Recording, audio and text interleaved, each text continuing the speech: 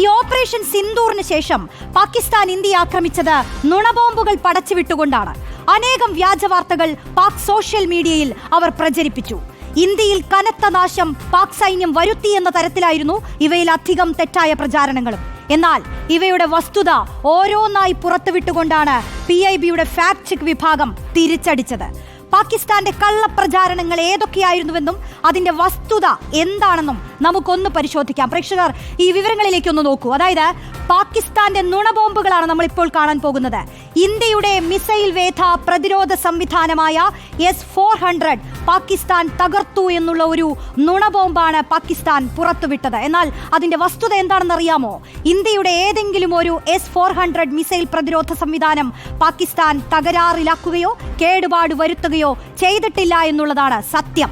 തീരുന്നില്ല. പാകിസ്ഥാന്റെ അടുത്ത നുണബോംബ് നമുക്ക് എന്താണെന്ന് നോക്കാം. അതായത് പാകിസ്ഥാനിൽ ആരാധനാലയങ്ങൾ തകർത്തു എന്ന വാദമാണ് ഉണ്ടായത്. എന്നാൽ അതിലും കൃത്യമായ ഒരു കാര്യമുണ്ടായി. അങ്ങനെ ഒരു ആരാധനാലയങ്ങളും തകർത്തിട്ടില്ല എന്നുള്ളതാണ് യഥാർത്ഥത്തിൽ വസ്തുതയായിട്ടുള്ളത്. അടുത്ത പാകിസ്ഥാന്റെ വാദത്തിലേക്ക് നമ്മൾ പോവുകയാണെങ്കിൽ, പാകിസ്ഥാനിൽ ആരാധനാലയങ്ങൾ തകർത്തു എന്ന് അടുത്തതിൽ ഹിമാലയൻ മേഖലയിൽ ഇന്ത്യൻ വ്യോമസേനയുടെ 3 യുദ്ധവിമാനങ്ങൾ തകർന്നു എന്നുള്ളതായിരുന്നു പാകിസ്ഥാന്റെ മറ്റൊരു നുണബോംബ്. എന്നാൽ അതിന്റെ വസ്തുത ഹിമാലയൻ മേഖലയിൽ ഇന്ത്യയുടെ 3 ജെറ്റുകൾ തകർന്നു വീണിട്ടില്ല.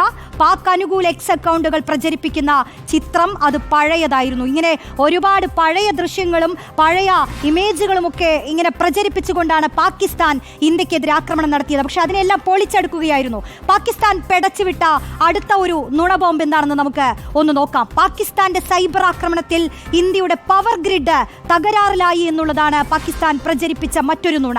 എന്നാൽ ഇന്ത്യയുടെ ഒരു പവർ ഗ്രിഡിനെ പോലും ആക്രമിക്കാനോ തകരാറിലാക്കാനോ പാകിസ്ഥാൻ സൈബർ സംഘങ്ങൾക്ക് ഇതുവരെ ആയിട്ടില്ല. പിന്നെ എന്തിനാണ് അവർ ഇങ്ങനെ പ്രചരിപ്പിച്ചത് എന്നുള്ളതാണ് പൊതുസമൂഹത്തിന്റെ ചോദ്യം. തീർന്നിട്ടില്ല. അടുത്ത ഒരു പോയിന്റിലേക്ക് വരികയാണെങ്കിൽ, ഈ ഇന്ത്യൻ പോസ്റ്റ് പാകിസ്ഥാൻ സൈന്യം തകർത്തു എന്ന് പാകിസ്ഥാൻ പ്രചരിപ്പിക്കുകയുണ്ടായി. എന്നാൽ 2020 നവംബർ 15 യൂട്യൂബിൽ പോസ്റ്റ് ചെയ്ത ഒരു വീഡിയോയാണ് ഇപ്പോഴത്തെ ഇന്ത്യ പാക് സംഘർഷങ്ങളുടേത് എന്ന പേരിൽ പാകിസ്ഥാൻ പ്രചരിപ്പിച്ചത്. അതും പൊളിച്ച് കയ്യിൽ കൊടുത്തു. തീർന്നില്ല, ഇനിയുമുണ്ട്. ഇതുപോലെ ഒരുപാട് നുണപ്രചരണങ്ങൾ പാകിസ്ഥാന്റെ ഭാഗത്തു നിന്നുണ്ടായി.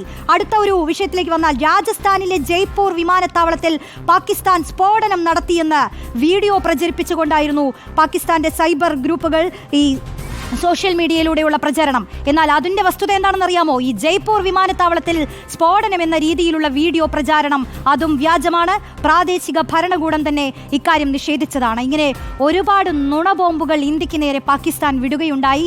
പക്ഷേ മിസൈലുകളെയും ഷെല്ലുകളെയും ഒക്കെ എങ്ങനെയാണോ നിർവീര്യമാക്കിയത്, അതുപോലെ തന്നെ ഇന്ത്യ നിർവീര്യമാക്കുകയായിരുന്നു ഇത്തരം നുണബോംബുകളെയും.